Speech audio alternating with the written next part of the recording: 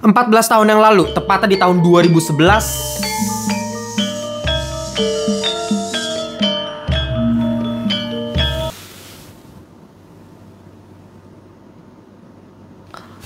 Empat tahun yang lalu, tepatnya pada tahun 2011.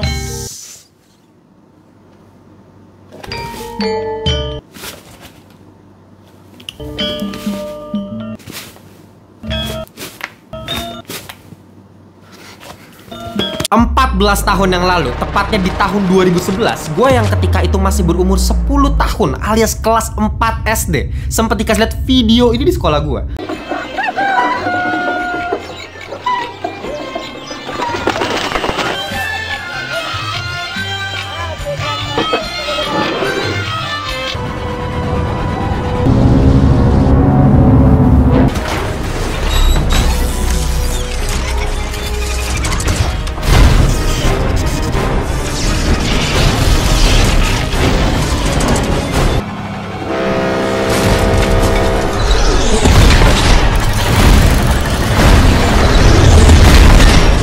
Lagi-lagi gue gak tahu ya, apakah kalian udah pernah lihat video itu atau belum. Cuman gue di saat itu ketika ngeliat video berdurasi 4 menit tersebut, begitu terpukau, terpana, terkagum-kagum. Sampai-sampai ya, gue inget banget pas pelajaran TIK dulu, pelajaran komputer. Itu selalu gue gak pernah dengerin guru gue di depan. Gue cuman buka komputer gue buka YouTube, gue selalu tontonin tuh video berulang-ulang, saking kagumnya. Sampai kalau misalnya ada temen gue selalu panggilin temen gue buat nontonin video itu. Weh, lihat nih video Transformers Indonesia. Gue selalu ngomong kayak begitu. Dan ada satu pemikiran gue yang gue masih inget sampai sekarang. Sampai detik ini gue inget banget nih pemikiran gue yang satu ini ketika menonton video berdurasi 4 menit tersebut. Yaitu gue berpikir kalau misalnya 10 tahun ke depan, industri animasi Indonesia akan menjadi salah satu yang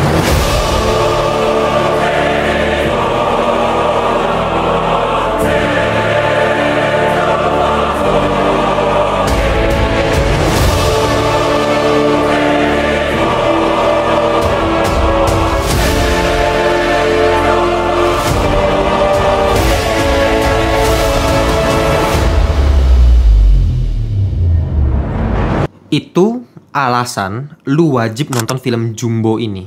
Ini bukan masalah film Jumbo ini adalah film animasi yang begitu luar biasa bagus, bisa menyaingi film-film animasi luar negeri.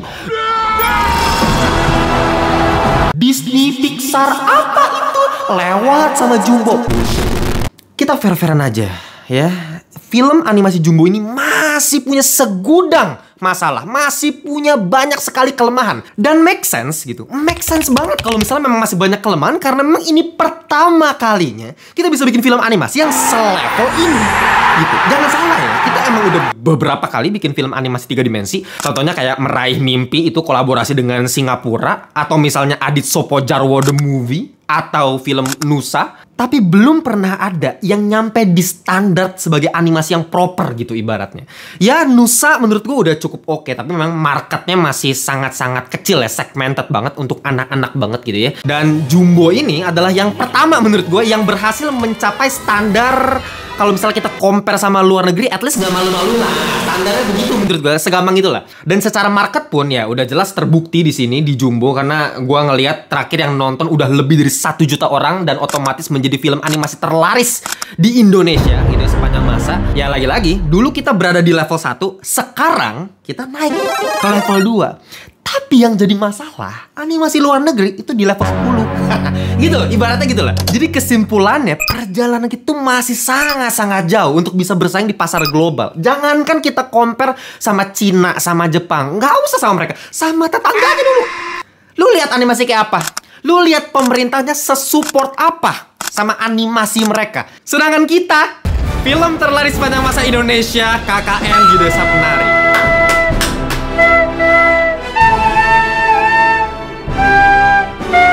Itulah alasan kenapa lu wajib nonton film Jumbo. Bukan masalah film ini tuh bagus banget, perfecto mamma lezzato, tapi lu support film lokal yang emang niat ya, bukan yang kayak film kemarin, bukan. Yang emang bener-bener dari hati niat gitu. Ini film buatnya 5 tahun dan dibuat lebih dari 400 orang seniman asal Indonesia, made in Indonesia. Jadi kalau misalkan Anda tahu pemerintah kita kayak babi, bikin iklan pakai AI, alih-alih pakai SDM negara sendiri yang begitu melimpah tapi kagak pernah mau dipakai karena duitnya dipakai buat itu. Ya siapa lagi yang bisa support industri perfilman kita? Ya masyarakatnya. Tapi ya gue hari ini nggak mau ngebahas masalah itu lebih detail. Gue akan lebih spesifik ke film yang satu ini, yang sebenarnya di tahun kemarin tuh gue nonton 12 menit awalnya. Karena ya gue nonton ini tuh di JAV. Gue diundang sama PC Nema ya buat ke Jogja langsung di situ. Gue nonton 12 menit pertama dari film Jumbo, dan gue udah pernah bilang juga di short sama TikTok gue kalau misalnya ini film luar biasa bagus 12 menit pertamanya. Dan gue juga bilang ke kalian kan, gua nggak tahu, bisa jadi 1,5 jam berikutnya hancur lebur, bisa jadi, siapa yang tahu. Dan sekarang gue baru nonton nih, makanya gue akan bahas. Oke, kita mulai dari yang pahit-pahitnya dulu ya. Kita mulai dari animasinya. Sebenarnya kalau kita pakai parameter lokal, ini udah dewa. Ya, udah bisa bilang GOAT, greatest of all time untuk Indonesia. Nggak ada film animasi Indonesia lain yang gue lihat kualitasnya mencapai level ini. Pergerakannya smooth sekali. Attention to detailnya, gestur tubuhnya sangat-sangat natural. Bahkan kulit pori-pori itu sangat-sangat diperhatikan ya. Terutama karakter si Don, lu bisa lihat dari pipinya itu bener-bener detail. Itu kayak kulit, ada teksturnya gitu loh. Nggak cuma sekedar polosan kinclong begitu. Dan lu tahu yang paling bikin gue amaze apa? Rambut. Saat itu rambutnya bener-bener kayak dibikin perhelai anjing, detail banget. Dan kalau misalnya kepala goyang, itu kan rambut kan otomatis ikut goyang gitu loh. Ada pergerakan dari rambut, ada gelombang dari rambut. Itu pun kerasa gitu. Itu dilakukan, dianimasikan rambut-rambutnya. Dan yang paling bikin gua nggak habis pikir ya, ada satu karakter yang namanya Mae nih, yang emang rambutnya tuh ikal. Itu juga dibikin perhelai gitu loh. Kayak lu bisa tekstur rambutnya satu-satu. Gile emang. Lagi-lagi, untuk lokal, parameter lokal, bagus banget. Nah, tapi kalau kita ngomongin animasi, yang paling sulit justru adalah ekspresi. Karena ekspresi, mata, pergerakan mulut ya, kerutan, kulit wajah, ini adalah sesuatu yang menghidupkan karakter dari film animasi gitu ya. Ini adalah nyawa dari karakternya. Kenapa kita bisa nonton dan merasakan emosi dari karakter tersebut? Kita bisa empati sama karakternya. Bukan hanya dari segi plot, tapi dari animasi. Itu sulitnya animasi dibandingkan film live action. Nah, kalau misalnya kita pakai parameter, kita bandingkan sama film animasi Hollywood, lagi-lagi memang nggak layak dibandingkan karena jam terbangnya sangat-sangat jauh, budget juga jauh. Maksud gue gini, gue pengen kasih tahu kalian apa yang gue maksud dengan mikro ekspresi. Nah, nanti pas gue edit, nanti gue akan kasih perbandingannya misalnya sama film kayak Inside Out atau hal lain, atau bahkan sama film-film hewannya Disney kayak Zootopia atau Kung Fu Panda misalnya di DreamWorks. Lu bisa lihat hidup sekali anjing.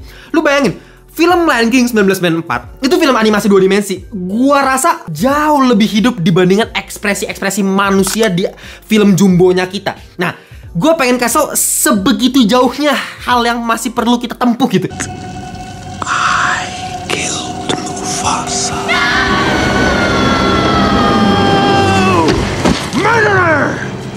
No. Sedangkan untuk film Jumbo ini, yang gua rasa udah cukup hidup lah karakternya, itu cuma si Don doang, karakter utamanya. Nah, lagi-lagi ya, ini gua nggak tahu apakah ini perasaan gua doang. Coba kan nanti kalian tulis di komentar, kalian setuju sama gua atau enggak. Tapi mungkin ini prediksi gue, asumsi gue aja kali ya. Karena memang kita budgetnya bukan unlimited juga. Jauh dari kata unlimited. Ya, sangat-sangat terbatas. Ya mungkin budget untuk pergerakan mikro ekspresi dan sebagainya itu lebih difokusin ke karakter utamanya, ke karakter si Don. Maka dari itu ya, kalau misalnya si Don kita compare sama dua temennya deh, sama si Norman sama si Mae, menurut gue tuh kayak jauh banget sih.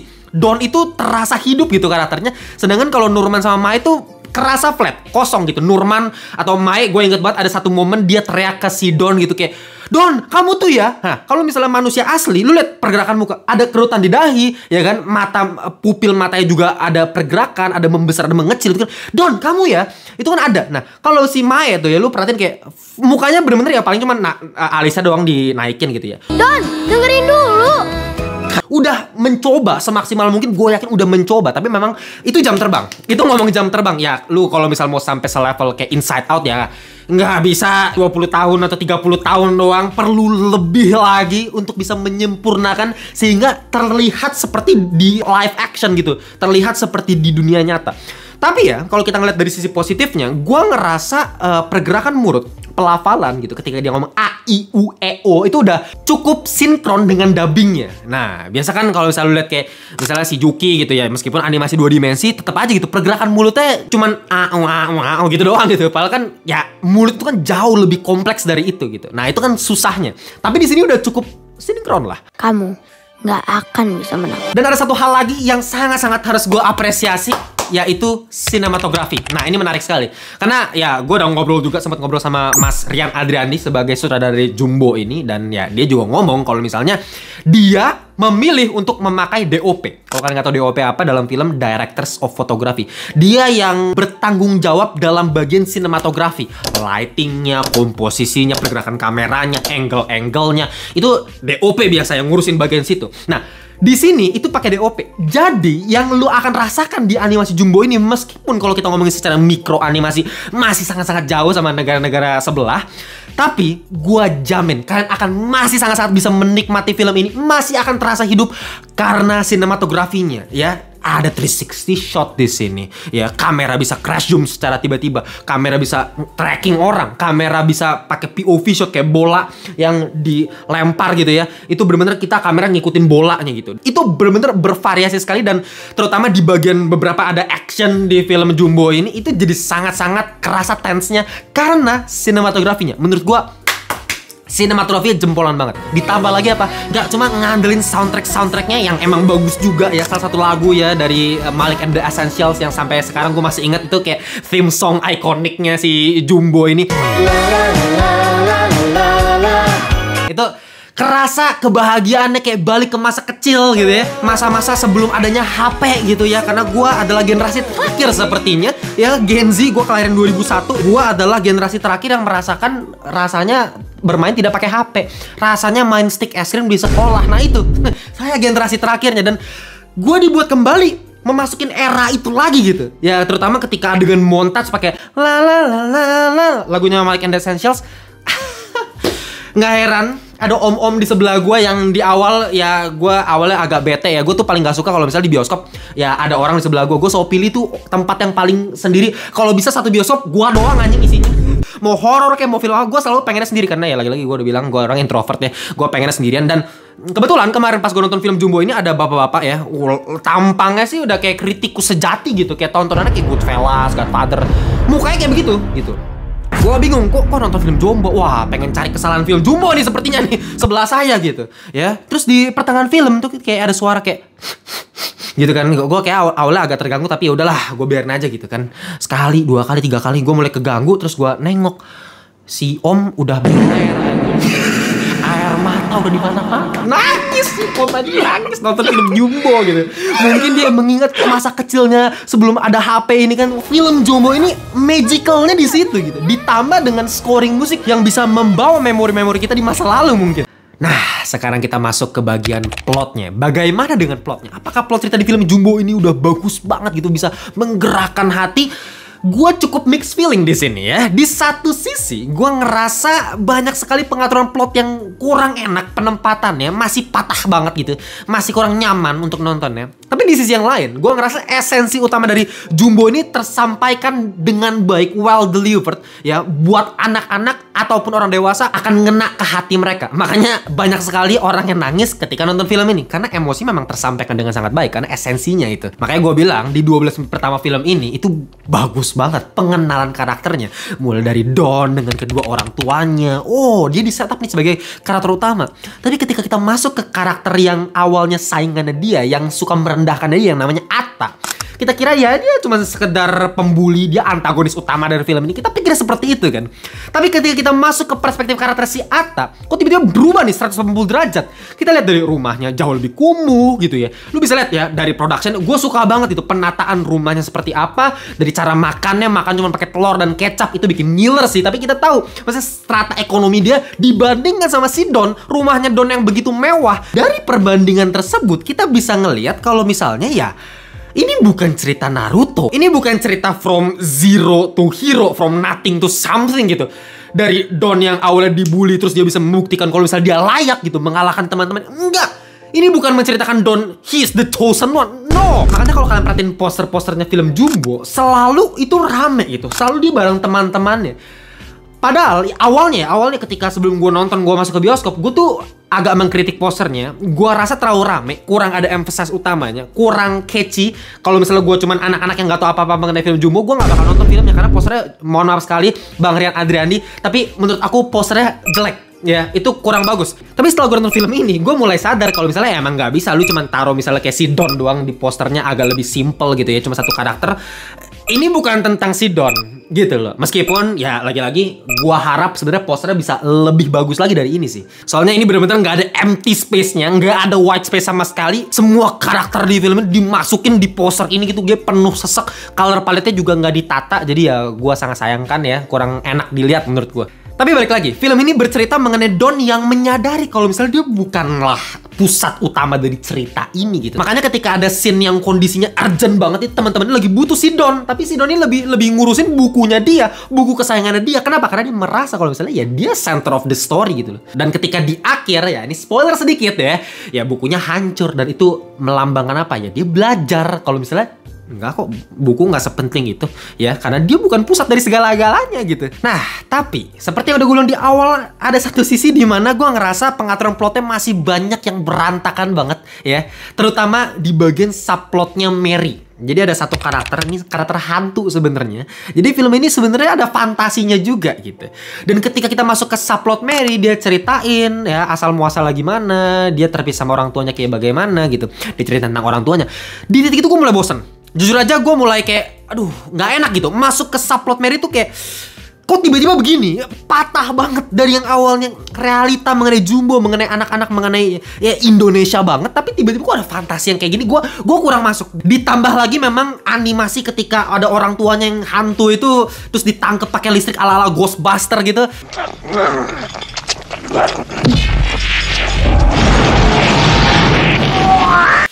Jelek sih.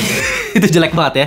Memang kalau ngomongin action, kayaknya kita jangan bikin action dulu ya. Kalau animasi bikin yang lebih simple kayak Jumbo gini dulu ya. Kalau animasi kita masih susah ya. Ya animasi kayak listrik gitu, energi itu kita jelek banget. Gua jujur mata gua agak sakit ya ngeliat orang tuanya si Mary ini dibikin hantu terus ditangkap gitu.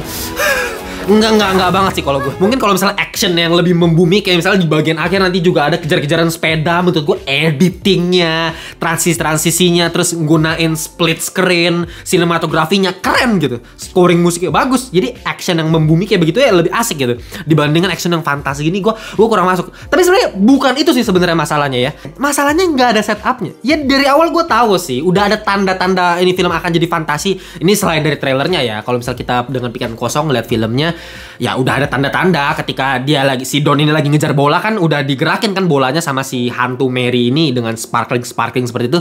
Ya udah ada tanda-tandanya. Cuman tetap aja ketika tiba-tiba ada hantu dengan wujud tubuh seperti itu, terus ceritain masa lalunya, ada orang, ada villain, ada antagonis yang nangkep hantu orang tuanya, kayak gue sih terlalu konslet otaknya, terlalu nge-lag untuk tiba-tiba masuk ke arah seperti itu. Nah, solusinya bagaimana bang kalau misalnya seperti ini?